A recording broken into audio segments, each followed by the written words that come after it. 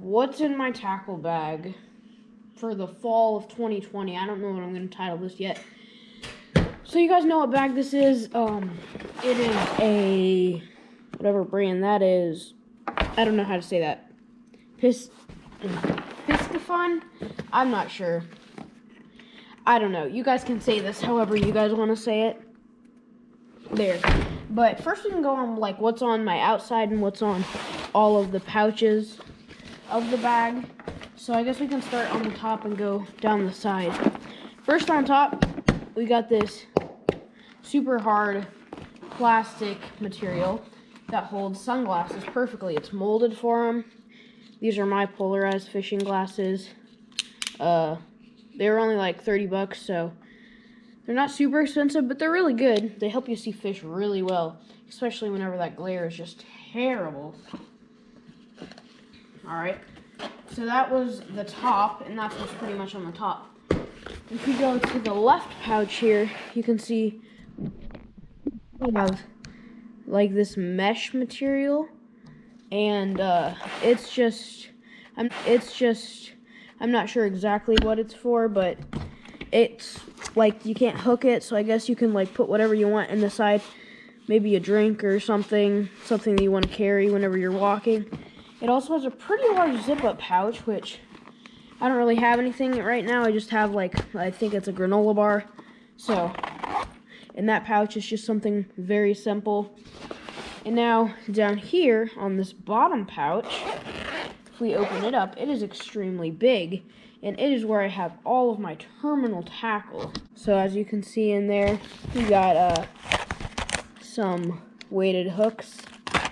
And on the other side, or actually it might be in here, we have some weights. So this is where I keep my terminal tackle in this pouch. It's actually fairly big. It has these little dividers. And we have more of that non-hook resistant material. So that's all on the left side. Now let's go to the right side. Now on the right side, we have this material that can cinch up and cinch together. It's a really tight water holder. You can put your water bottle in it, or I guess anything else that's in that shape. Now we have the same big pocket as we did on the other side, but in this one I actually have a lot of stuff in it. I have my two big baits, which are each like 8 inches long, and those fit perfectly. And everything's like really flexible. Like you can really kind of bend stuff in and make it all fit. I also have my spinnerbait pouch in there as well, and it all fits perfectly. This like is the most ergonomical fishing bag I've ever seen. And now we have this little pouch right here. If we take a look inside of it, I just have 2 soft plastics. The reason I have a lot of Guggen baits is because they're left over from my Guggen Slam I did a couple months ago. I also have this JJ's Magic in here, but we're not going to get that out for risk of it spilling. Now we have this little pouch right here on the back of the bag that I just hold some. I have this soft plastic. I believe it's a striking rage bug. Yeah, there you go. And then I have a power bait tail, electric grape, rooster tail. Not rooster tail. Why did I say that? Like ribbon tail and a swim bait. So now we can get into the biggest pocket, which is right here. And it is by far the largest. And it actually can hold 4 tackle boxes, which is pretty insane. If you buy the version that actually comes with tackle boxes like this one, this bag actually comes with this kind of design tackle box that has a bunch of narrow strips. This is my top water box. Since I don't really have enough frogs to have one frog box, we have a whopper plopper I found, filthy frog, blooper popping bait. I also have another popper that's a frog, poppin' frog. Sorry, I have to get all this tail in. I have this really old but good Zara spook. Used it a ton. And then for the left side, the rest of it, we have 2 more jerkbaits. So this is a 7-inch jerkbait, I believe. That color. It's a really good color, but sometimes it's just too big for some bass. And this is a Rapala X-Wrap jerkbait. I believe that is the 5-inch. Whoa, that wouldn't go down. So yeah, I believe that this bait is actually like perfect for soft plastics and jerkbaits. And then I also have some stuff on the other side. We have 1 white frog right there, just a normal frog, and then we have a head and chug and spook, I believe it's called. So that's it for the first box. This is another one of the boxes that came with it. This is where I put all my homemade Senkos, since it's so long, good for soft plastics. As you can see, we have this, like, it's kind of a mix between, like, red shad, plum, and cinnamon. All the different ones kind of vary. This is like a dark green pumpkin. This is a natural, normal green pumpkin with some green flake. And then this is like a June bug. I don't know if you can see because of that lighting. So that's a pretty small box, but hopefully it'll grow as I make more baits. That can go in. Next up will be my crankbait box. And this isn't one of the ones that came with it. This is by Casting. I really like these boxes because they're like the perfect size. So here's my one lipless crankbait. It's the Clutch, I believe, rattles. Just like a rattle trap, pretty much. Here's a medium dive. Well, they call it a medium dive, but I'd say this is pretty deep diving crankbait. And then I have this square bill, which is a great square bill. I have this Rapala one. I don't really know what to call it. It kind of has like a weird, well, a really weird bill if you look at it. I have a jointed Rapala. That works good. Imitates shad really well. And then I have this one, which is chartreuse. I also have that in like these 2 colors. So like a red crawdad and I don't know what color that is to call it. Maybe just like a minnow color. I don't know all the technical names for everything. Ah, come on, snagged. Alright, we got it. And then I have a bunch of tiny crankbaits. That's a tiny crankbait. This is one of them skinny ones with a big bill. I also have another skinny one with a big bill. The problem with crankbaits and having them all in a crankbait box is that they always get snagged. It's not the biggest deal in the world. It can just be a nuisance. And then I have these super tiny wooden crankbaits. I guess they're all wooden. Some are plastic, but they rattle and they're pretty tiny. Got medium to small size bills. That's it for my crankbait box. And then next is my, what is this? Like jig and tiny spinner box. So I guess like anything with a skirt that's not too big to, like my other spinner baits are in my spinner bait pouch. So this is a bluegill jig. I believe it's a swim jig grass hero. This is a flippin' jig meant for heavy cover, black and blue. And then my last jig I only have 3 jigs. I have this little green pumpkin finesse jig. And for my 2 spinners, I have one spinner that I need to get a new skirt on. I should have gotten a new skirt when I was at the store the other day. Yeah, but that one needs a new skirt. That kind of broke off. And then we have this other color. Don't really know what to call it. It's black and chartreuse, or not black, blue and chartreuse. This is a little chatterbait. Z-Man original micro chatterbait. Now if we move on to the front, we have this, what looks to be a little pouch on top, but if we unzip it, we can see it actually tightly can fit 2 more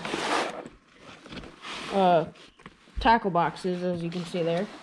So I'm going to pull the first one off the top. It's a really tight fit, but as I said, everything's like this foamy kind of material, and everything's stitched super well together, so it's not going to like break or stretch off on you. This is like my tactical box. What is it called? Terminal tackle box. As we can see, we have some little swim jigs, I think. I don't really know. A lot of catfish dough things. I have some circle hooks that I use for catfish and live bait, but I've also used these for wacky rigs before, believe it or not. That kind of works. I have some drop shot sinkers and some normal sinkers in there, along with my weights, which were in that little pouch over there. I have some nail clippers, a knife, and some small scissors. I just keep all my tools in here because I figure if you're going to use one of these things, you're going to have a tool. And I usually use soft plastics all the time. I have some 4/0, 3/0, and 1/0 hooks, and sometimes you need a 1/0 for those super small. This is one of the ones that came with it, and this is my soft plastic tackle box. If we look at the top here, if I can get it open. Sometimes these handles can be a little finicky. Alright, so on the farthest right, we have this really deep red, which is a plum. Most people would consider. That's what I consider a plum. I don't know what other people would call it. Maybe like a dark red apple or something. But yeah, it's a 7.5 ribbon tail Bass Pro tournament series. Just have a lot of them because it's my favorite color for soft plastics, other than green pumpkin. But for worms, plum is better in my opinion. I have little almost like lizard bait. It's a long creature bait. And then I have 3 other Senkos that I sadly didn't make. Wouldn't it be honest if I made these? These are like amazing Senkos. And then I have a lot of tube baits. I just bought a new bag of these like purple June bug almost color, but I still have a couple of these red ones. The red ones are probably better, but I just like that because I saw it. I have a craw bait that I cut into thirds. Here's a full craw bait. It's like a natural and blue. And then I have a watermelon red one.